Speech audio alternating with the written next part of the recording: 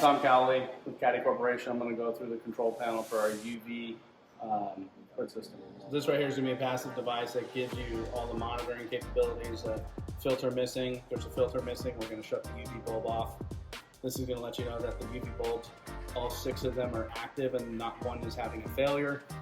This is going to show you the limit for time. Once it hits 7,000 hours, we're going to recommend you change the light bulbs regardless if they're working or not.